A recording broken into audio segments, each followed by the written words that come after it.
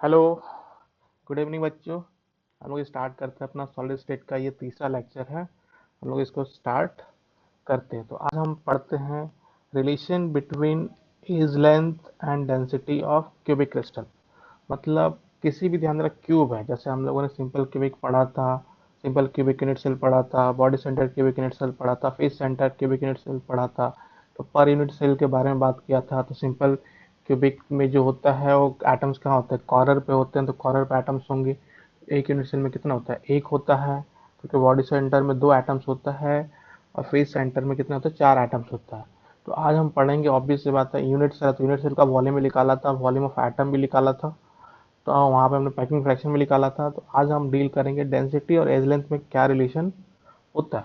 Density और as length में क्या रिलेशन होता है। तो जैसे मान लो एक क्यूब है जिसका एज लेंथ दिया हुआ है कितना, ए। तो लेंथ ऑफ यूनिट सेल कितना है, ए है। तो वॉल्यूम ऑफ यूनिट सेल कितना हो जाएगा, ए क्यू। अब डेंसिटी ऑफ यूनिट सेल की बात करते हो, तो डेंसिटी भी निकाल रहे हो। जो काम कर रहा है, ध्यान देना, एक यूनिट सेल के लिए ही काम कर रहे हैं। तो डेंसिटी ऑफ यूनिट सेल हमेशा क्या होगा, डेंसिटी मास बाई वॉल्यूम होता है। Mass of unit cell divide by क्या होगा, volume of unit cell. Mass of unit cell की बात करोगे तो एक यूनिट सेल में कितने एटम है, नंबर ऑफ एटम से मल्टीप्लाई कर दो और मास ऑफ वन एटम से मल्टीप्लाई कर दो। तो यहाँ पे क्या होगा कि mass of unit cell basically क्या हो जाएगा तुम्हारा, number of atoms per unit cell. Number of atoms को ही हम लोग क्या बोलते हैं, हमने आगे पढ़ा था, इसी को तो हम लोग क्या बोलते हैं, जेड बोलते हैं। Mass of each atom. तो अगर मैं एक यूनिट सेल की बात करता हूँ, तो किसी यूनिट सेल में एक एटम होता है, किसी यूनिट में दो एटम होता है, किसी यूनिट में चार होता है। तो हमने बात किया है। तो अगर उसका मैं मास निकालना चाहता हूँ, तो एक एटम का mass into total number of atoms से मल्टीप्लाई कर दो। तो number of atoms per unit cell into mass of क्या, ईच एटम, डिवाइड बाय क्या, volume of one unit cell. तो volume of one unit cell तो हम लोगों ने क्या किया, यहाँ कैलकुलेट कर लिया है। तो डेंसिटी की बात करते हो, तो डेंसिटी क्या होगा, जेड। अब ध्यान देना, mass of one unit cell क्या होगा, जेड होगा। एक ही तो समझ में आ रहा, mass of one unit cell क्या होगा। जैसे मान लो कि सोडियम है, मान लेते हैं, ध्यान देना सोडियम। सोडियम का कितना होता है, ध्यान देना 23 ग्राम होता है। सोडियम का मास कितना होता है, 23 ग्राम। तुम बोलते हो ना कि सर, तुम बोलोगे यहाँ पे कि क्या बोलोगे, ध्यान देना, N atoms of sodium. N atoms of sodium का मास कितना होगा, 23 होगा। तो एक एटम का मास कितना होगा, 23/n। एक एटम का मास कितना होगा, 23/n है। तो अगर मुझे एटम नहीं पता है किसका, तो उसका मैं मोलर मास ले लेता हूँ, क्या होगा, एम ले लेता हूँ। उसका मैं मोलर मास क्या ले लेता हूँ, एम। तो किसी भी, ध्यान देना, एटम का, एक एटम का मास सिंपल क्या होगा, molar mass divided by N है। तो क्या हुआ, ध्यान देना, molar mass divided by N क्या रिप्रेजेंट कर रहा है, एक एटम का मास। जेड क्या रिप्रेजेंट कर रहा है, number of atoms per unit cell divide by a cube. तो ये तुम्हारा फॉर्मूला हो जाएगा। तो ये फॉर्मूला समझ में आ रहा है, डेंसिटी का फॉर्मूला क्या होता है, Z into M by a cube into N है। तो डेंसिटी होता है, ध्यान देना, हमेशा किस में यूज किया जाता है, ग्राम पर सेंटीमीटर क्यूब में। तो अब ग्राम पर सेंटीमीटर क्यूब में जो एज लेंथ होता है, उसको हर हाल में क्या पुट करना पड़ता है, सेंटीमीटर में पुट करना पड़ता है। तो इसको ध्यान रखना। जेड यहाँ पे लिखा भी, effective number of atoms in one unit cell.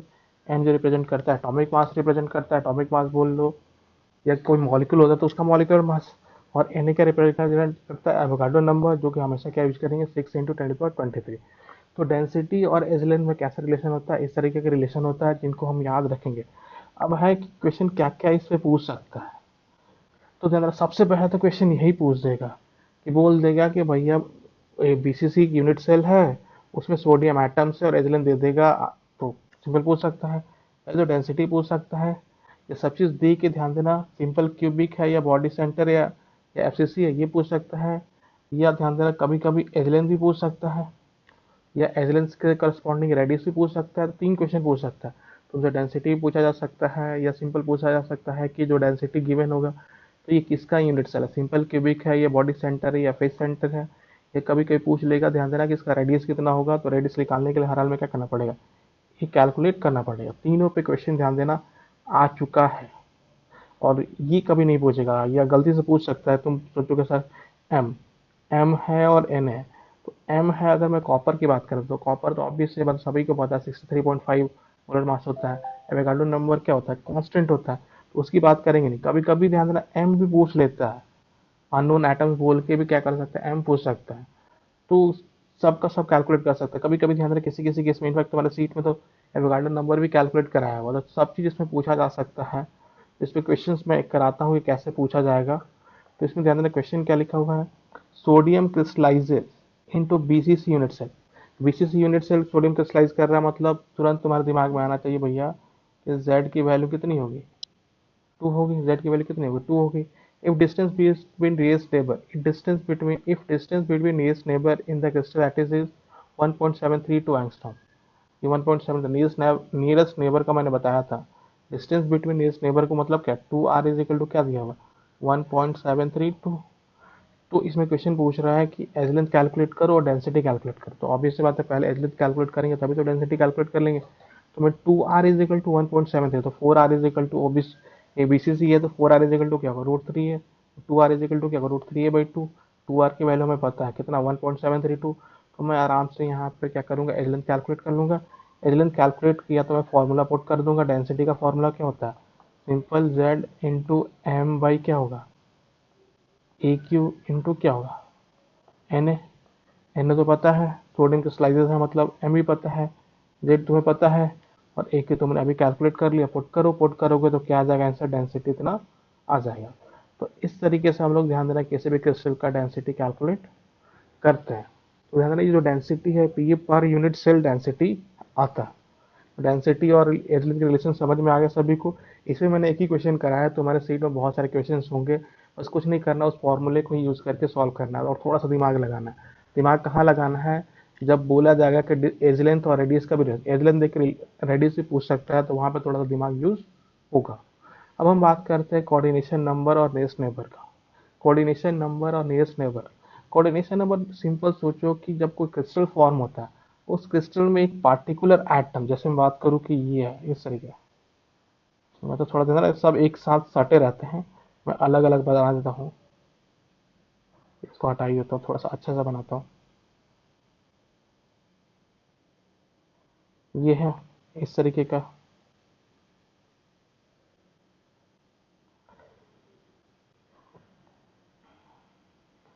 इस तरह क्रिस्टल फॉर्म होता है। जैसे मान लो मैं इसकी बात करता हूँ, इसकी बात करता हूँ, तो कितनों को टच किया, एक यहाँ टच किया, दूसरा यहाँ टच किया, तीसरा यहाँ टच किया, चौथा यहाँ टच किया। मतलब कोऑर्डिनेशन नंबर क्या होता है कि जब क्रिस्टल्स फॉर्म होते हैं तो एक पार्टिकुलर एटम अपने आसपास में कितने एटम को टच कर रहा है, उसको हम लोग क्या बोलते हैं, कोऑर्डिनेशन नंबर बोलते हैं या नियरेस्ट नेबर बोलते हैं। तो वही लिखा हुआ, total number of atoms or sphere touching the sphere in a given unit cell is known as coordination number of unit cell and that atom are known as nearest neighbor। तो nearest neighbor समझ में आ रहा है, coordination number समझ में आ रहा है। coordination number सिंपल क्या है, एक पार्टिकुलर एटम कितने एटम को टच कर रहा है, वही उसका क्या होता है, कोऑर्डिनेशन नंबर होता है या नियरेस्ट नेबर होता है।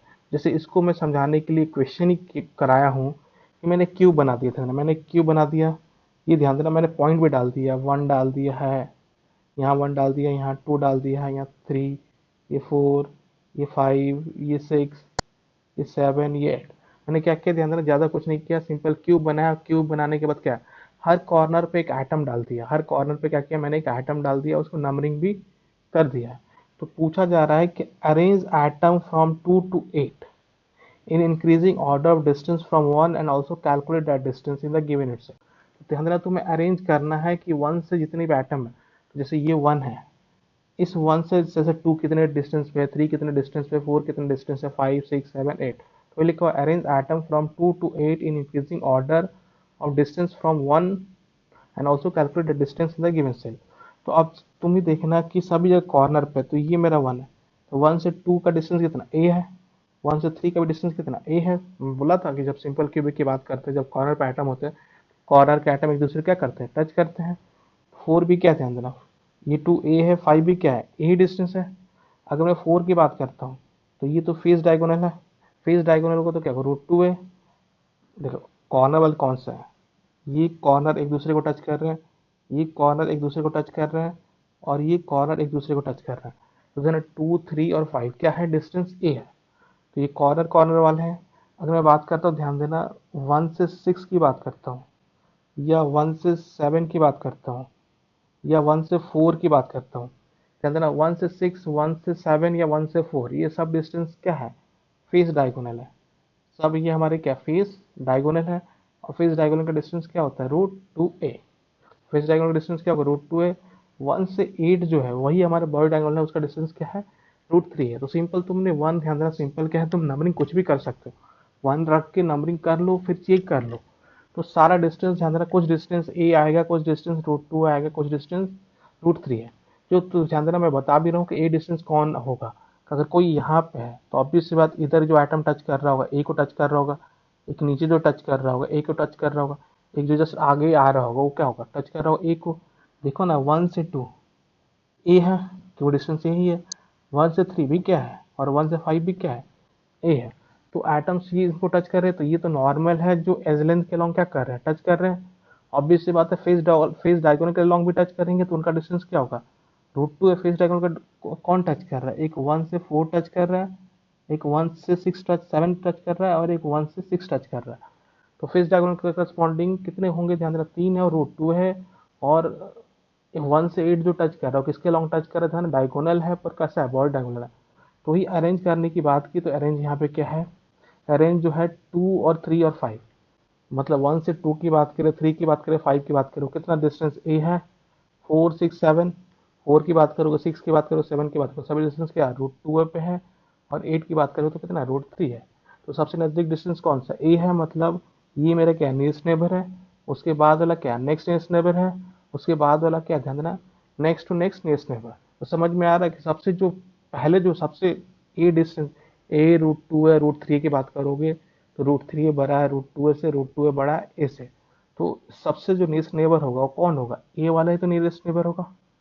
फिर उसके बाद वाला कौन डिस्टेंस वाला होगा, √2 वाला, और उसके बाद कौन होगा, √3 वाला। तो ये समझ में आ रहा है। तो अब मैं सिंपल क्यूबिक की बात करता हूँ, तो ये तो तुम्हें स्ट्रक्चर बता दिया। अब मैं सिंपल क्यूबिक की बात करता हूँ तो कैसे कैलकुलेट करेंगे कि इसका नियरेस्ट नेबर कितना है या इसका कोऑर्डिनेशन नंबर कितना है। तो ध्यान देना, मैं इस पॉइंट्स की बात करता हूँ। ये जो पॉइंट है, एक है, तो ध्यान, एक एटम इधर टच कर रहा है, तो एक एटम यहाँ पे टच करेगा, इसको इधर टच करेगा, तो ध्यान देना राइट में टच किया तो लेफ्ट में भी टच करेगा। ध्यान देना, एक नीचे टच किया तो एक ऊपर भी टच करेगा। और ध्यान देना, एक पीछे टच कर रहा है तो एक आगे भी टच करेगा। मतलब कितने एटम्स, ध्यान देना, उस कॉर्नर एटम्स को टच कर रहे हैं, 6। सिंपल देखो, सॉरी इधर देखो, एक यहाँ पे है तो एक इधर टच करेगा, तो एक इधर टच करेगा। ये समझो, एक लेफ्ट एक राइट, एक ऊपर एक नीचे, एक आगे और एक पीछे। तो वही यहाँ पे शो किया, थोड़ा सा ध्यान से देखो, यहाँ पे शो वही किया। ये मेरा 1 है, ये 1 है, तो अभी से वही क्या है, 2 है, ये 2 है, तो ध्यान, ये 3 है। तो ये क्यूब में ध्यान देना कितना है, ये क्यूब में दिखाया कि बस इस पार्टिकुलर चीज को देखा जाए, इसको देखा जाए तो इस क्यूब में कितने 3 एटम्स एक दूसरे को क्या कर रहे हैं, टच कर रहे हैं। अगर 1 में राइट में टच कर रहा है तो लेफ्ट में भी टच कर रहा होगा। ध्यान देना, नीचे टच कर रहा होगा तो ऊपर भी टच कर रहा होगा, आगे टच कर रहा हो तो पीछे भी टच कर रहा होगा। कोऑर्डिनेशन नंबर कितना है, 6 है।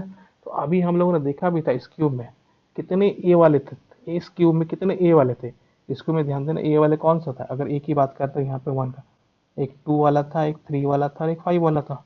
यहाँ भी 3 ही है और यहाँ भी क्या है, 3 ही है। तो कोऑर्डिनेशन नंबर कितना हो जाएगा, ध्यान देना 6, और डिस्टेंस कितना हो जाएगा, ए और ए इक्वल टू क्या होगा, 2r। तो ध्यान देना, अगर डिस्टेंस ए है तो कोऑर्डिनेशन नंबर 6 होगा और नेक्स्ट नेक्स्ट नंबर। तो अभी मैंने बात किया था कि अगर डिस्टेंस ए है तो अगला डिस्टेंस क्या होगा, √2 है। तो इसको नेक्स्ट नेक्स्ट नेबर बोलते हैं कितना, coordination number 2, next next neighbour बोलते हैं, और कोऑर्डिनेशन नंबर कितना होगा, 12। Next D is equal to √3 है, नेक्स्ट नियरेस्ट नेबर बोलते हैं नेक्स्ट टू नेक्स्ट वाला, कोऑर्डिनेशन नंबर कितना होगा, 8। तो थोड़ा सा यहाँ पे है कि रटने वाला पार्ट है कि कोऑर्डिनेशन नंबर सिंपल क्यूबिक का पूछा जाए, ध्यान देना। अगर सिंपल क्यूबिक का है तो मैं ध्यान देना, सिंपल क्यूबिक का यहाँ शो कर दिया है कि कोऑर्डिनेशन नंबर कितना होता है, 6 होता है। पर आजकल क्वेश्चन सिंपल कोऑर्डिनेशन नंबर पे नहीं आ रहा, नेक्स्ट नेबर पे नहीं आ रहा, नेक्स्ट नेक्स्ट नेबर की बात कर रहा है या next to next next neighbour की बात कर रहा है। तो तुम्हें तो तीनों रखना पड़ेगा। सिंपल कोई भी का ध्यान देना, कोऑर्डिनेशन नंबर कितना होता है, 6 होता है।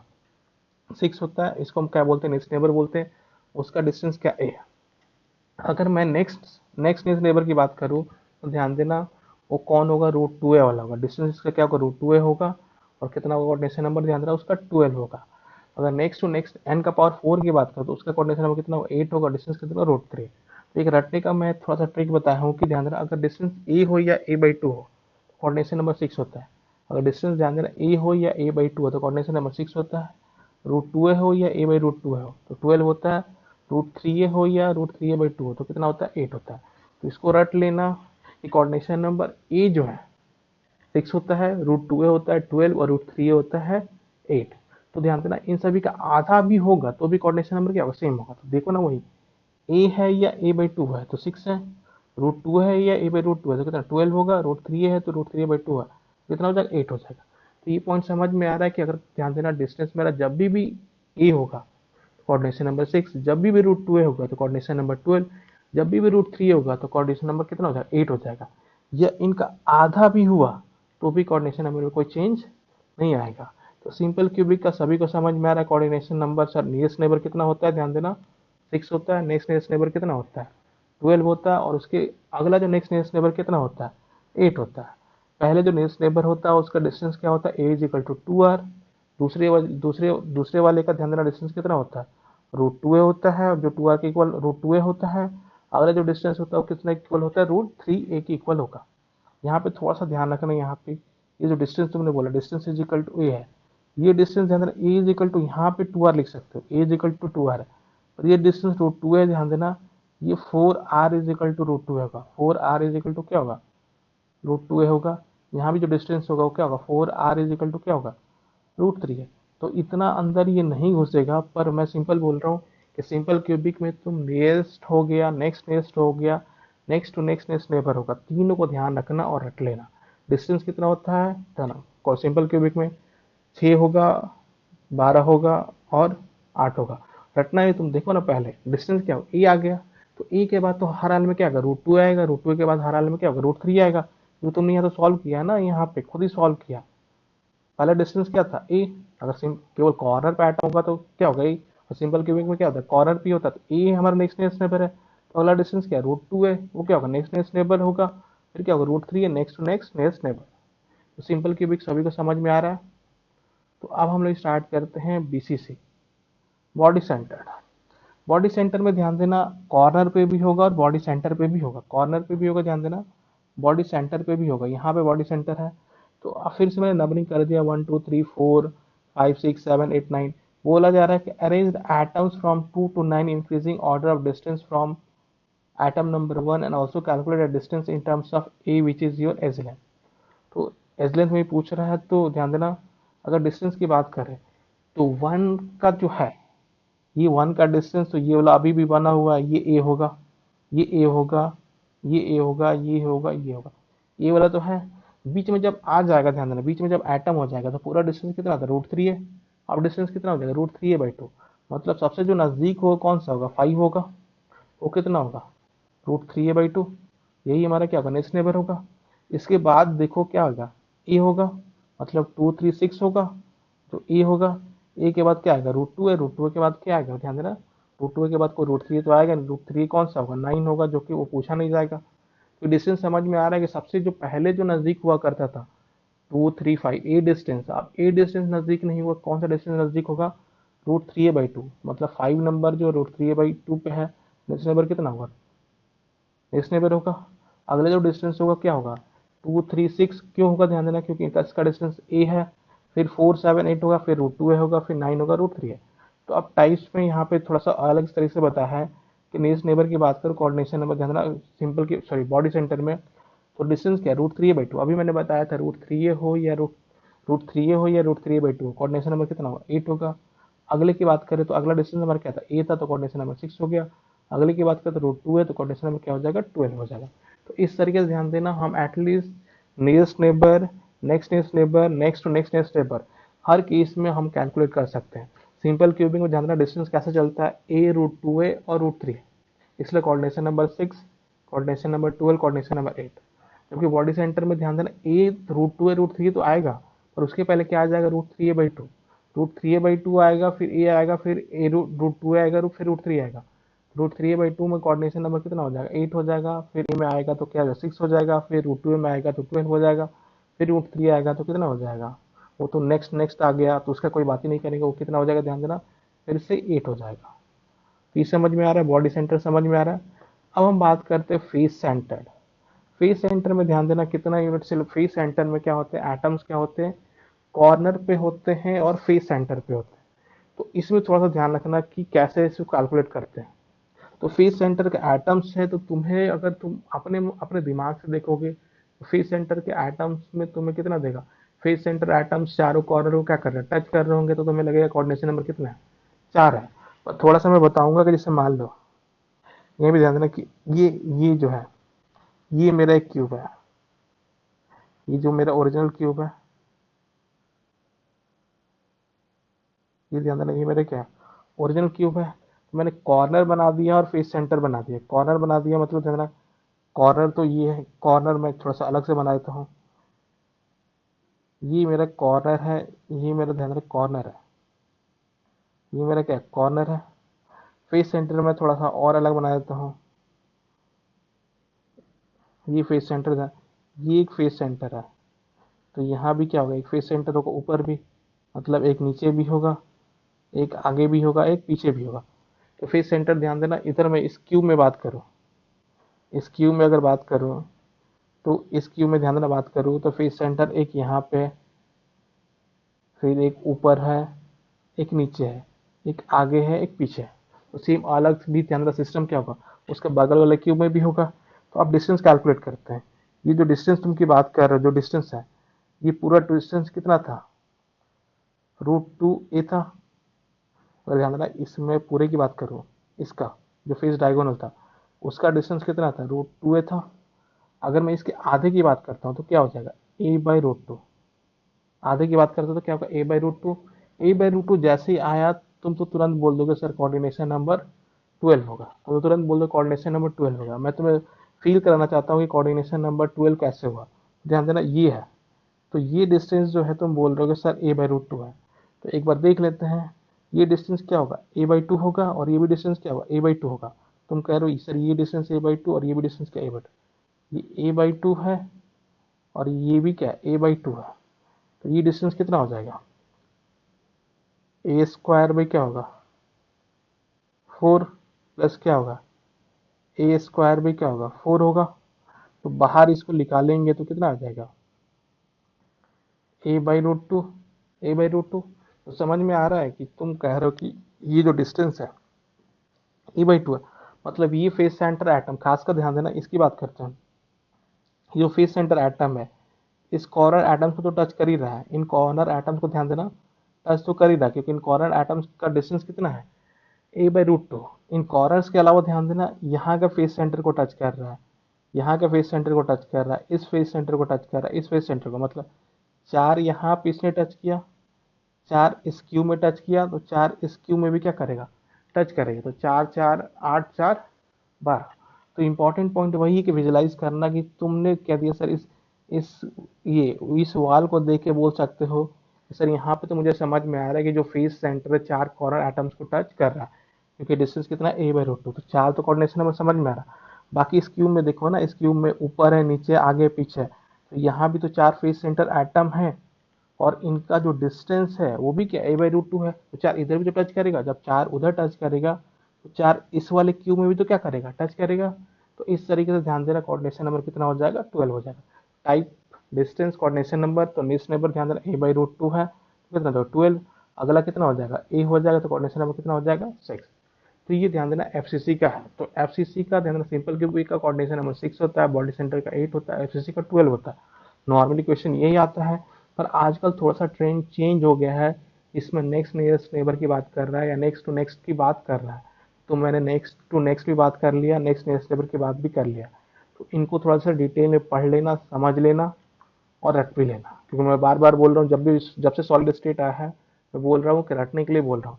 ऐसे जरूर नहीं कि उसी का पूछे, ऐसे क्वेश्चन बना के भी दे सकता है कि ये बोल दिया ओ है और ये बोल दिया बी है। तो ध्यान देना, बोल रहा है determine the coordination of A and B. ध्यान देना, इसकी बात करते हैं बी। बी क्या ए सेंटर, तो किसको टच कर रहा है, इस ए को टच कर रहा है, इस ए को टच कर रहा है। तो बी का कोऑर्डिनेशन नंबर कितना है, 2 है।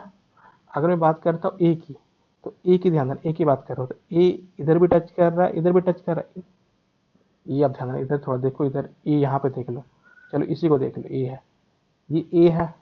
तो ए क्या करेगा, इस ए सेंटर वाले को टच करेगा, इस वाले को भी टच करेगा और इस वाले को भी टच करेगा। तुम्हें लगेगा 3 ही है, 3 नहीं है। अगर ऊपर टच कर रहा है तो नीचे भी टच कर रहा है, अगर लेफ्ट टच कर रहा है तो राइट भी टच कर रहा है, आगे टच कर रहा है तो पीछे भी टच कर रहा है। तो कितना हो जाएगा 6। इसलिए ध्यान देना, ए का कोऑर्डिनेशन नंबर कितना हो जाएगा फिक्स हो जाएगा। और मैंने पहले ही बता रखा है कि ये जो चैप्टर है, ध्यान देना, ये पूरा का पूरा क्या विजुअलाइज करने वाली चीज़ है। अगर विजुअलाइजेशन ध्यान देना, अगर तुम विजुअलाइज कर पा रहे हो कि कौन कहाँ पे है, तो ये चैप्टर बहुत आसान है। तो ये था तुम्हारा कोऑर्डिनेशन नंबर। अब हम पढ़ने जा रहे हैं इंटरस्टिशियल वॉइड। इंटरस्टिशियल वॉइड कहने का मतलब है कि जब तुम क्रिस्टल्स बनाते हो, ध्यान देना, जब तुम क्रिस्टल्स बनाते हो तो एग्जाम टाइटली पैक्ड तो होता नहीं है। टाइटली पैक्ड नहीं होता है तो ऑब्वियस सी बात है, कुछ ना कुछ खाली जगह बढ़ जाता है। जैसे बात करूं मैं यहाँ पे, ये खाली जगह की बात करूं, ये खाली जगह है, ये खाली जगह है, ये हमें भी खाली जगह है, यहाँ भी खाली जगह, ये भी खाली जगह। ये खाली जगह को ही हम लोग क्या बोलते हैं, इंटरस्टिशियल वॉइड्स बोलते हैं। तो ये समझ में इंटरस्टिशियल वॉइड क्या है, gaps form in between the touching spheres are known as interstitial void, and these are of two types. First is planar void and second is non planar void। तो समझ में आ रहा है, जब भी कोई क्रिस्टल्स फॉर्म होता है, क्रिस्टल्स फॉर्म होने के बाद जो बीच बीच में स्पेस बच जाता है या एम्प्टी स्पेस है, उसी को हम लोग क्या बोलते हैं, इंटरस्टिशियल वॉइड्स बोलते हैं। ये वॉइड्स दो तरीके के होते हैं, प्लानर वॉइड्स होता है और नॉन प्लानर वॉइड्स होता है। अब प्लेनर वर्ड्स की बात करते हैं कि प्लेनर वर्ड्स का मतलब क्या है। प्लेनर वर्ड्स कहने का मतलब है, ध्यान देना, जो तुमने क्रिस्टल बनाया है उसका एटम लो और उस वॉइड में एक एटम डालो। ध्यान देना, जिसका तुमने क्रिस्टल बनाया है उसका एक एटम लो और उस वॉइड में एक एटम डालो। दोनों का सेंटर, ध्यान देना, दोनों का सेंटर सेम प्लेन में, तो प्लानर वॉइड। डिफरेंट प्लेन में तो नॉन प्लानर वॉइड। तो लिखा हुआ है void in which centre of sphere and centre of void are in same plane and these are of two types, triangular void और square plane.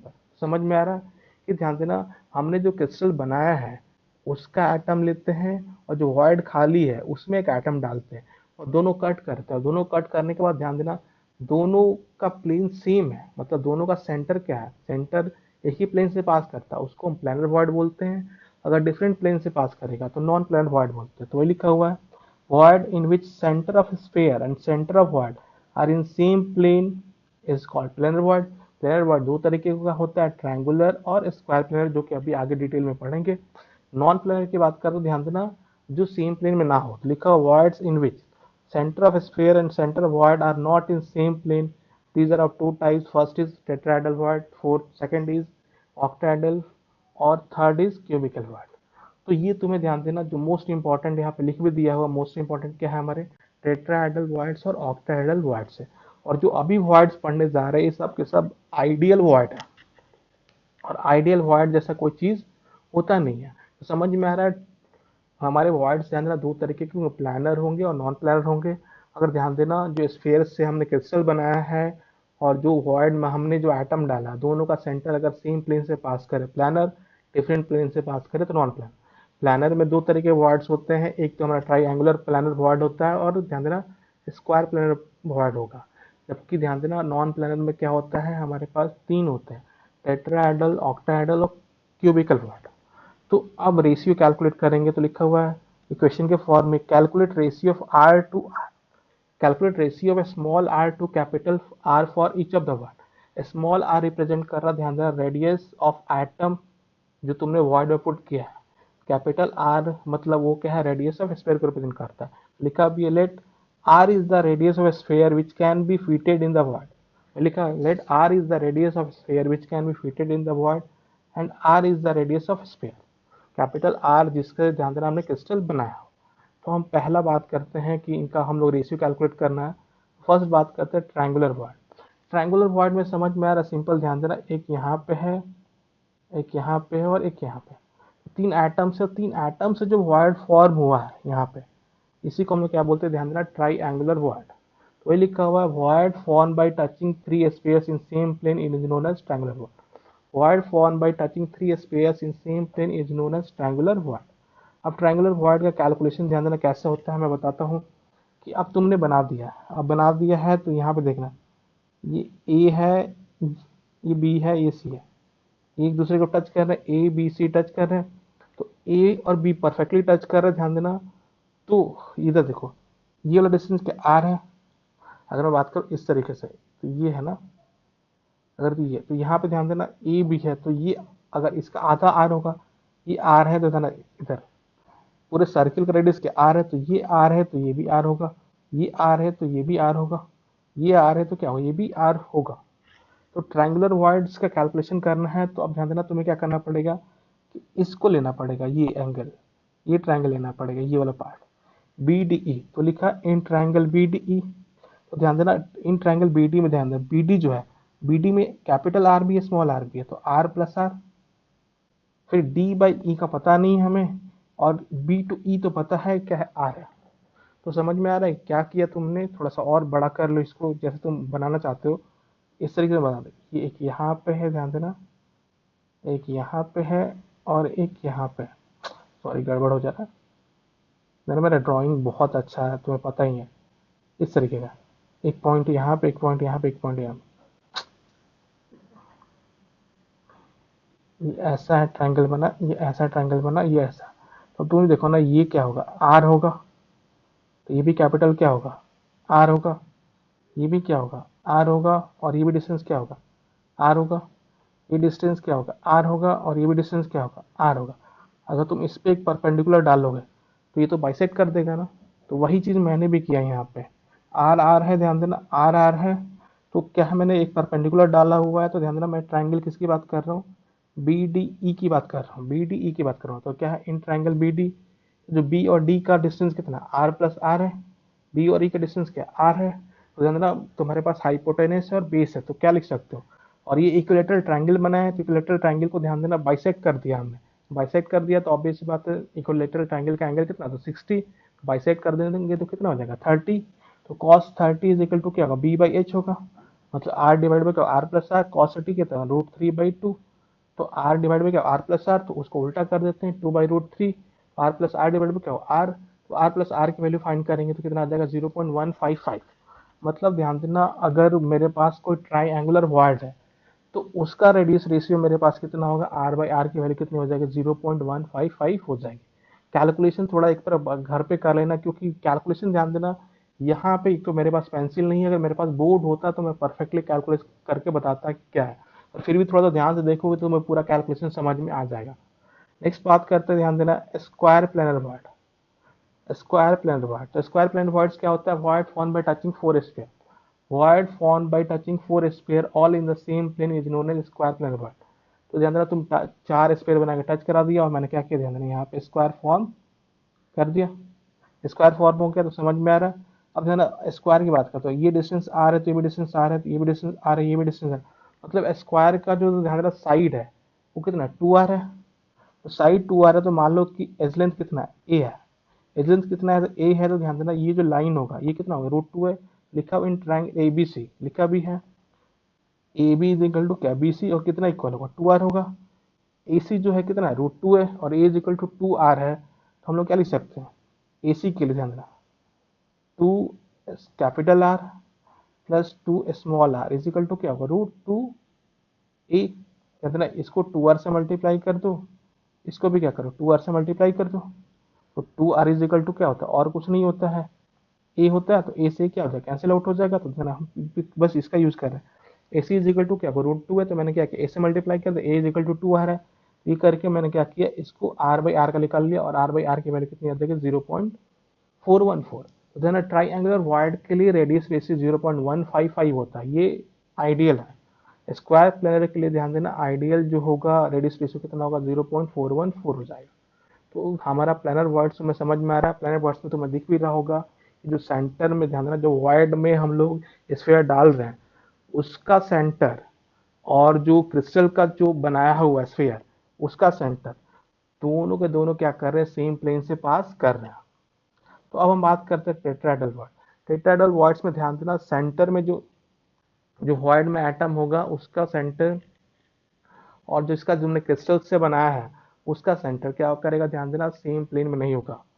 Tetrahedral voids भी ध्यान देना चार से ही बनता है, लिखा है void form by touching four sphere, 3 in the same plane and 1 in the upper और bottom plane is known as tetrahedral void. कहने का मतलब है कि टेट्राहेड्रल वॉइड्स बनाना है तो तुम क्या करो, तीन वॉइड बना लो, तीन वॉइड जैसे ही बनाओगे ध्यान देना ये क्या कौन सा वॉइड बन जाएगा, ट्राई एंगुलर वॉइड। और जैसे तुमने ध्यान देना इसके ऊपर तुमने एक यहाँ पे रखा तो किस में कन्वर्ट हो जाएगा, टेट्राहेड्रल वॉइड में। तो वही बोल रहा है कि तुम तीन सेम प्लेन में बना लो, मतलब कहने का मतलब है कि तुम ट्राइंगुलर वॉइड बना लो जस्ट एक ऊपर से रख दोगे या एक नीचे से रख दोगे तो किसमें कन्वर्ट हो जाएगा, टेट्राहेड्रल वॉइड्स में कन्वर्ट हो जाएगा। तो लिखा है void formed by touching four sphere, three in the same plane and one in the upper and bottom plane is known as tetrahedral void। Tetrahedral voids यहाँ पे बना के दिखा दिया। अब इसका कैलकुलेशन थोड़ा सा अजीब होगा। अजीब कैसे होगा, क्योंकि ध्यान देना अब क्या है, हमें थोड़ा और इमेजिन करना पड़ेगा।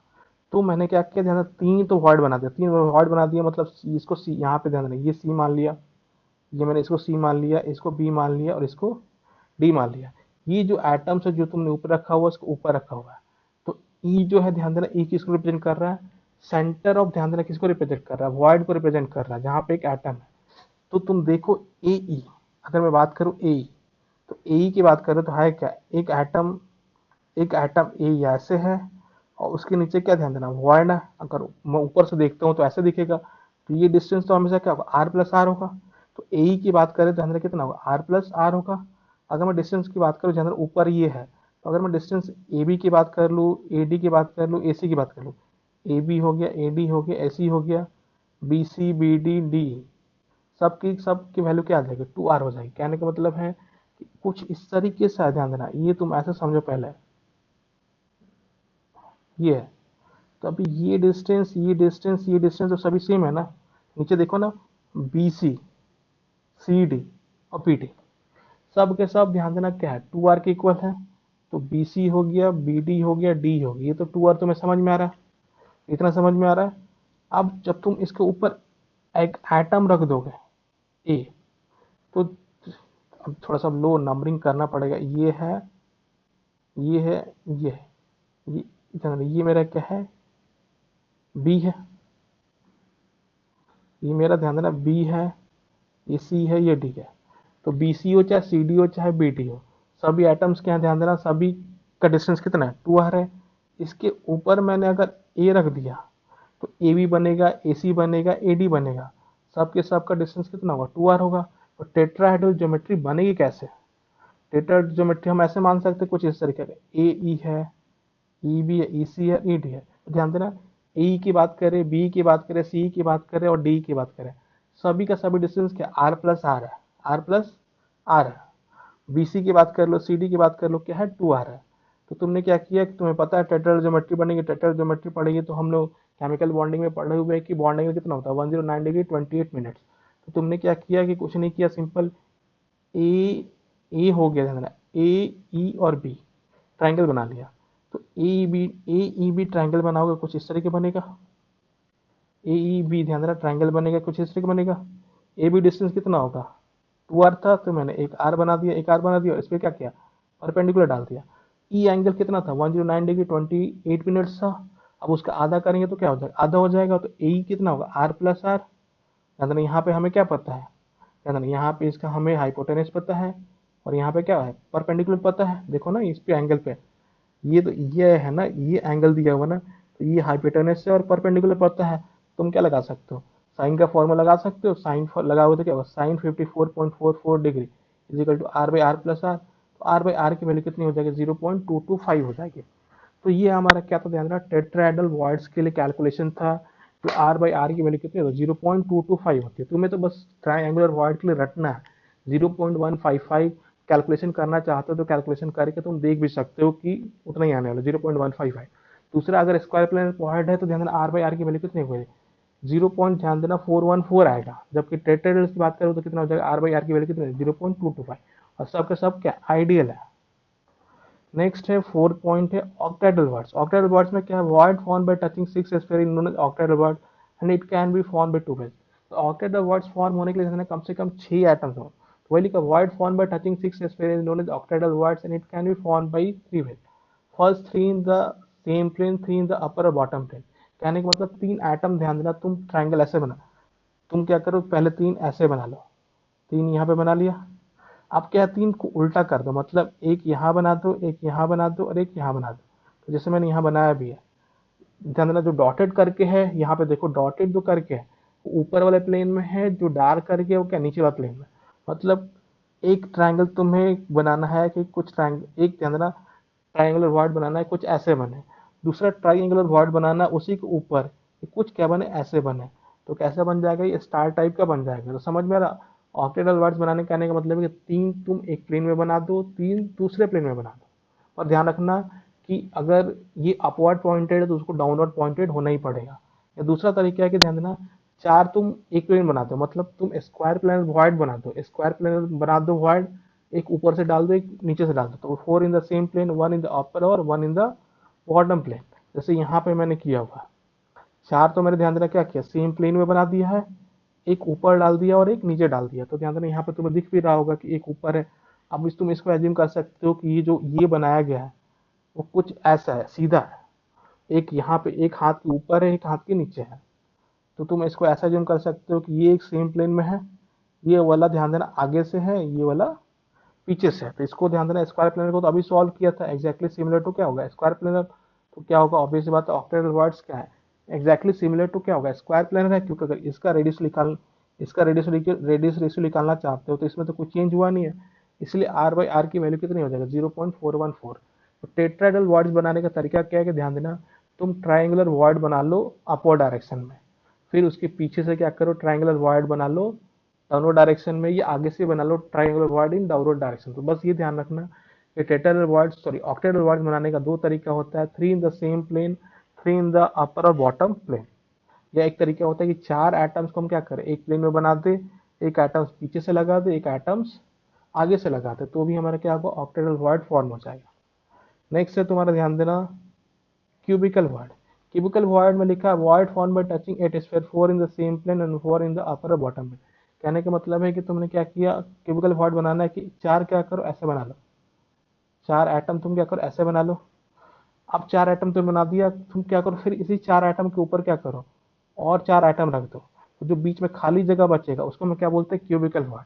तो इसको मैंने क्यूबिकल वर्ड कुछ ऐसे बनाया, ध्यान 4 मैंने तो नीचे बना लिया, ये 4 नीचे बना लिया, 4 ऊपर बना लिया, और यहाँ पे जो एटम रखा हुआ वो किसका क्यूबिकल वर्ड में है। तो अब हमें पता है ध्यान देना 2r प्लस 2r, अगर मैं उस डायगोनल की बात करूँ तो 2 small R plus 2 capital R किसके हो जाएगा √3a के बराबर होगा। फिर a इक्वल टू क्या होता है 2r होता है, मैंने क्या करूँ डिवाइड करूँ तो r बाई आर की वैल्यू कितनी आ जाएगी 0.732, आर बाई आर की वैल्यू कितनी 0.732। तो ये तुम्हारा ध्यान देना इंटरस्टिशियल वर्ड्स होता है। तो इंटरस्टिशियल वर्ड में हम लोगों ने पढ़ा है बेसिकली जो जब क्रिस्टल फॉर्म होता है उसमें जो खाली जगह होता है उसी को हम लोग क्या बोलते हैं ध्यान देना इंटरस्टिशियल वर्ड। इंटरस्टिशियल वर्ड 2 तरीके का होता है, प्लानर भी होता है नॉन प्लानर भी होता है। प्लानर वो होगा जब ध्यान देना क्रिस्टल का स्फेयर जो है उसका सेंटर और जो वॉइड में एटम डाला गया उसका सेंटर, अगर दोनों का सेंटर सेम प्लेन में हो तो उसको प्लानर वर्ड बोलते हैं, अगर डिफरेंट प्लेन में हो तो क्या होता है नॉन प्लानर वर्ड बोलते हैं। प्लानर वर्ड 2 तरीके का होता है, एक ट्राइंगुलर प्लानर वर्ड होता है और एक स्क्वायर प्लानर वर्ड होता है। जबकि हमारा नॉन प्लानर वर्ड 3 तरीके का होता है, टेट्राहेड्रल, ऑक्टाहेड्रल और क्यूबिकल। अगर मैं ट्राइंगुलर वर्ड की बात करूँ ध्यान देना ये जो वर्ड फॉर्म होता है 3 एटम्स के एक दूसरे के टच होने से वर्ड फॉर्म होता है, और ये हमारा कैसा ध्यान देना प्लानर वर्ड है। तो ऑब्वियस सी बात है इसका जो आर बाई आर मतलब small R by capital R, इसको आगे चल के हम लोग रेडियस रेशियो ही बोलेंगे। तो रेडियस रेशियो कितना होता है 0.155 होता है, जबकि स्क्वायर प्लेनर वर्ड का कितना होता है 0.414 होता है। अगर नॉन प्लेनर वर्ड की बात करूँ तो टेट्राहेड्रल वर्ड होता है, जिस ट्रायंगुलर वर्ड जो फॉर्म किया तुमने ऊपर से एक एटम डाल दो या एक नीचे से एटम डाल दो तो किसमें कन्वर्ट हो जाएगा टेट्राहेड्रल वर्ड में कन्वर्ट हो जाएगा। इसका रेडियस कितना होता है 0.225। सेम है ऑक्टाहेड्रल वर्ड। ऑक्टाहेड्रल वर्ड बनाने का 2 तरीका होता है, 3 ध्यान देना तुम सेम प्लेन में मतलब एक ट्रायंगुलर वर्ड बनाओ डाउनवर्ड डायरेक्शन में, तो आगे से या पीछे से तुम एक और ट्रायंगुलर वर्ड बना के सेम डाल सकते हो अपवर्ड डायरेक्शन में, तो उसके इसमें क्या बनेगा तुम्हारा ऑक्टाहेड्रल वर्ड बनेगा। यह एक और आसान तरीका है कि हम क्या करें 4 एटम को सेम प्लेन में कर दे, एक एटम को पीछे से लगा दे एक एटम को आगे से लगा दे, तो भी हमारा क्या बन जाएगा तुम्हारा ऑक्टाहेड्रल वर्ड फॉर्म हो जाएगा। ऑक्टाहेड्रल वर्ड का ध्यान देना जो कैलकुलेशन होता है एग्जैक्टली किसके सिमिलर होता है स्क्वायर प्लेनर वर्ड की तरह होता है, इसलिए ध्यान देना हमने कैलकुलेट नहीं किया और डायरेक्टली लिख दिया, उसका रेडियस रेशियो कितना हो जाएगा 0.414 होगा। और क्यूबिकल वर्ड में ध्यान देना क्यूबिकल वर्ड में नाम से ही क्यूब, तो क्यूबिकल वर्ड में तुम ऐसा समझ सकते हो कि जो सिंपल क्यूबिक होता है उसमें जो वर्ड फॉर्म होता है उसको हम लोग क्या बोलते हैं क्यूबिकल वर्ड फॉर्म होता है। मतलब 4 एटम्स एक प्लेन में नंबर 4 एटम्स को मैंने एक प्लेन में सजा दिया स्क्वायर प्लेन बना दिया, फिर उसके ऊपर 4 बना दिया और बीच में जो खाली जगह होता है उसी को हम क्या बोलते हैं क्यूबिकल वर्ड। मान लो कि उस एटम उसमें एक एटम डाल दिया, उसमें एक एटम डाल देंगे तो बॉडी सेंटर पे गया, बॉडी सेंटर मतलब बॉडी डायगोनल क्या करेंगे एक दूसरे को टच करेंगे, उससे हम क्या कर सकते हैं, उसका रेडियस रेशियो कैलकुलेट कर सकते हो, कितना होगा 0.732। तो ध्यान देना, आज तक हम अभी तक तो ध्यान देना यहीं तक हम लोग रहने देते हैं, अगले क्लास में बाकी का देखेंगे। चलो ठीक है, बाय।